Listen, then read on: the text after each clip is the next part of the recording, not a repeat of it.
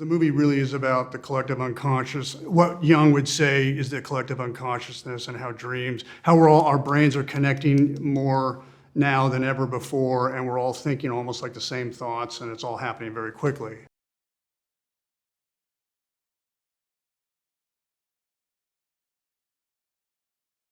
Independent filmmaking has always been so important to me. No matter what I was experimenting with or exploring, whether it was The Rock or Con Air, Nashville, whatever it was, the independent movie was always the laboratory, always the place where you could have more oxygen to explore high-risk ideas that might yield something spectacular, something meaningful.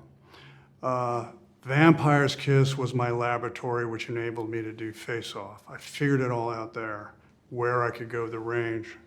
This movie, wow, it really, to me, nothing needs to be added, taken away, or altered. I think Christopher, his script was one of 5 scripts that I read where I said, I have to make this movie. I didn't touch a word.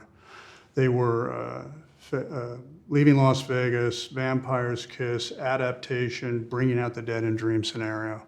All 5 profoundly original screenplays and high risk. And this one really came together. I think it's one of, if not the best movie I've ever made. And I'm certainly very happy with all the actors. And I think that this performance gave me a chance to express some life experience that I may have had firsthand experience with what it feels like to go online and see a viral mashup of all my meltdown moments, which had nothing to do with the movie or how the character got there, and then have that grow exponentially and have the photoshopping and the t-shirts and then memification, if you will. I said, okay, I read Dream Scenario, I got to put these feelings somewhere. Paul knows.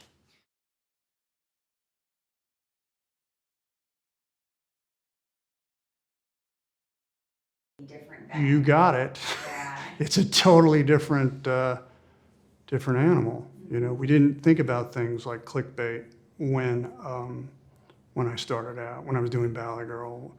I think I don't know exactly when it started to really go into high gear. Maybe it was around Wicker Man, but up to then it was, let's make the movie and let's go to the movie and let's critique the movie and let's talk about it. Then it became something else.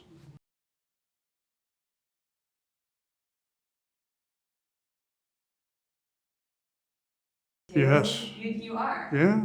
Sometimes when I don't know how to play a scene, I'll ask for a dream to give me the answer. And more often than not, it happens. You know, I'll wake up with that energy, whatever the mood is, and I know.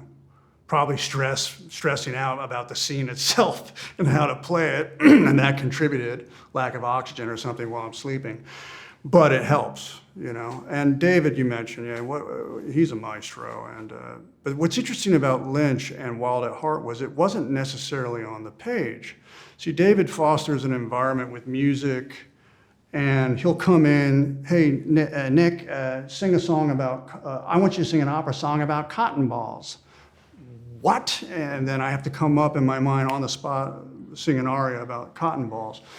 So it was always involving. Hey, this is a snakeskin jacket, symbol of my individuality, blah, blah, blah, and belief in personal freedom. He wrote that because I found a snakeskin jacket at a secondhand store on Melrose, but that wasn't in the script.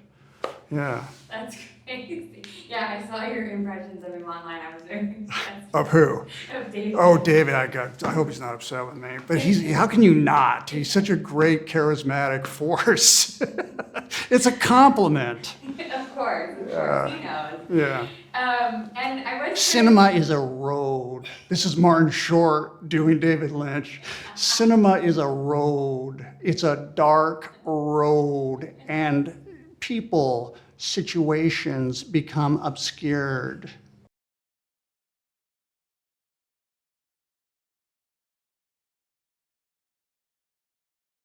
Ari brought it to me.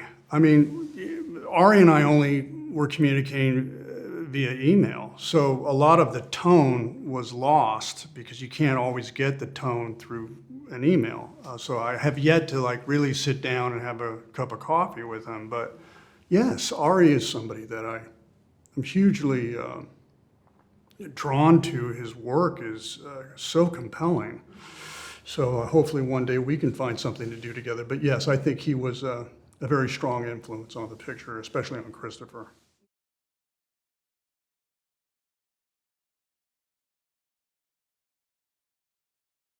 I've tried to be very careful with that. It's something that I've asked my team about, and there really was no reference point. You know, it's still something, as we know, that's still being sorted through, but it scares the hell out of me. It really does. You know, they have, someone owns the rights to James Dean right now, and they could put him in a Vietnam movie, which is what they're trying to do. I don't, to me, it's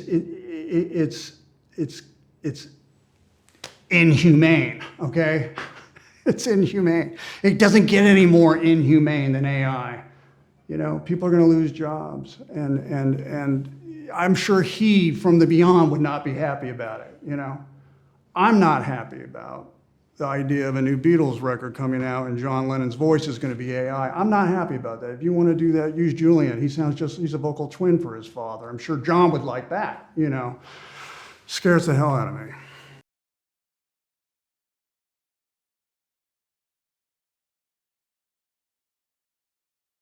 But yes, I saw my father, and not with the students. He always had great relations with his students. He had, I mean, they loved him. He really cared about the young imagination and what can I do to help you achieve your dreams? How can I guide you? And so they loved him. But I saw the pressures with the other professors and whoever was, you know, the dean. I saw how that had an effect on him, you know.